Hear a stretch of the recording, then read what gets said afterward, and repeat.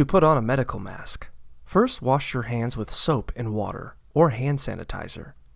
Then, remove a new mask from the box and make sure there aren't any tears or holes in it.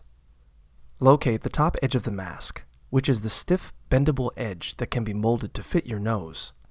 Make sure the colored side of the mask is facing outwards and the white side is facing towards you. Then, place the mask on your face so it's covering your nose and mouth.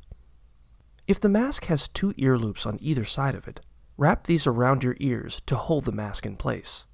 If the mask has ties on it, position the top ties over the crown of your head and tie a bow to secure them. Then, do the same thing with the bottom ties at the nape of your neck.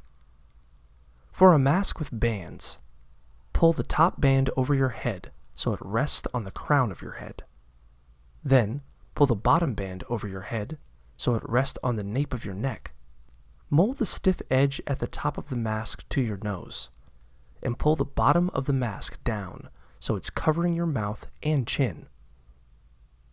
When you're ready to remove your medical mask, wash your hands with soap and water or hand sanitizer first. Then, remove the mask using the ear loops, ties, or bands. Avoid touching the front of the mask since it could be contaminated.